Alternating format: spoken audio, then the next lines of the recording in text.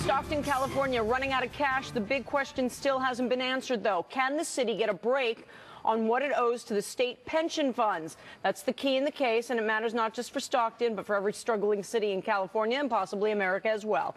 Here now is Mark Standriff. He's communications consultant for the California Republican Party, and joining me for the hour is Bernard Whitman, President and CEO of Whitman Insight Strategies, and Mark Simone, WOR radio host. Gentlemen, thanks so much for joining us. Mark, let me start with you.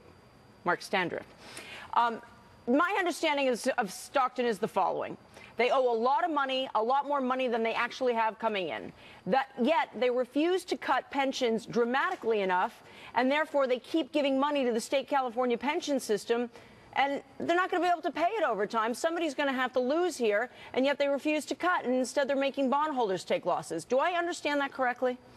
Yeah, you pretty much got the nail hit on the head there, although they do have to say that in the state of California, public pensions are untouchable, at least according to state law. And I think that's ultimately where we're going to go. Are we going to decide whether or not bankruptcy code applies towards public pensions? So they tried to do some negotiation with CalPERS, that's the big public pension fund here in California. And unfortunately, California law said CalPERS can't be touched. In fact, CalPERS told the city of Stockton that they didn't reach emergency status, that there was nothing there for them to really worry about because they still had creditors that they could negotiate with. This whole thing is such a mess. But now we are going to see bankruptcy for this city, correct? And are we finally going to find out whether or not the pensions are truly untouchable?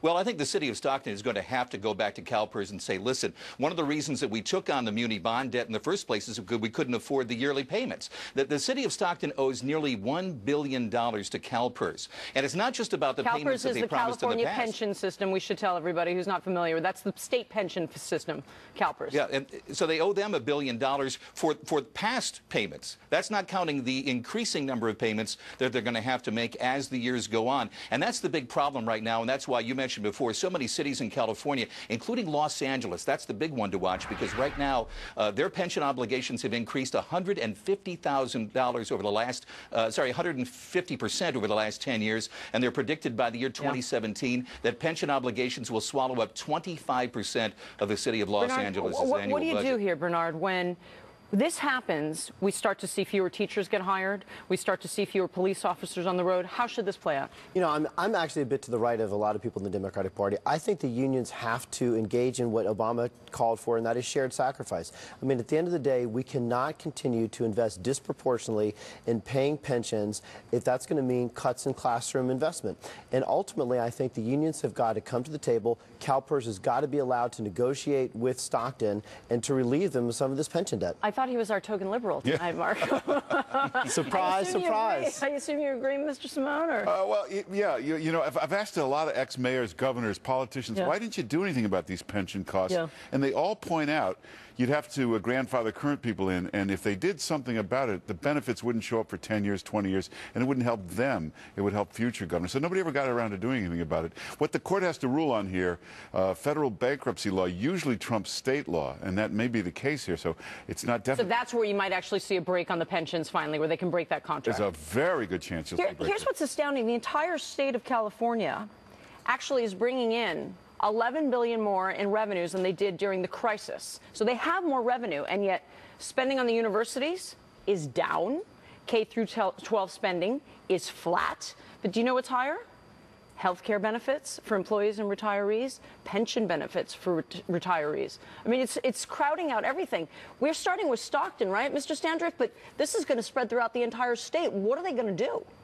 Well, they're really going to reach the point of no return on this, and either the system collapses under its own weight, or, as was mentioned by our Democratic friend here today, the unions are going to have to capitulate a little bit.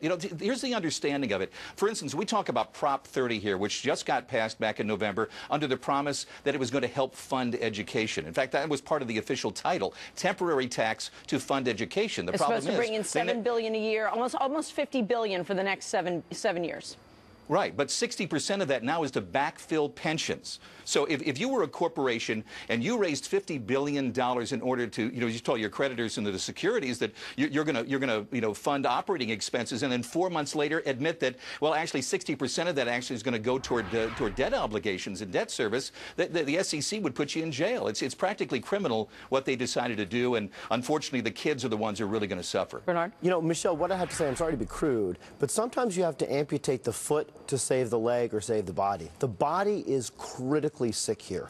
And if we don't do something, and meaning... You're talking about the state of California. Well, I mean, unions writ large. I mean, this is just a symptom in California, but it's going to spread all over the country. Clearly, California being the biggest is going to suffer the most. But we have got to get real, and we have to engage in some shared contributions. How do you get them to come to the table?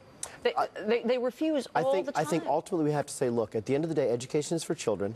We have a limited amount of money. We want to make sure we invest in education. But you know what they say? We were promised. There was a woman sitting here last night. Those people were already promised. You can't deny them what they were already promised. And we have a commitment to educate our future generations of children. And yes, we need to honor our commitments to those who have gone before us. But if that means doing so at the expense of those who are coming after us, that's a real moral problem. Also, these pension things started when life expectancy was like 72 years old. You got this 20-year retirement thing. You retire at 46, and you're around for another 40 years. Nobody can afford those pension costs.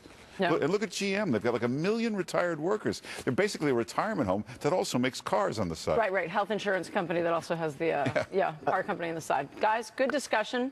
Mr. Standrift, thanks so much for joining us. Thank you. We all agreed. I'm really quite shocked about this. All right. It won't continue. It won't continue now, I can tell.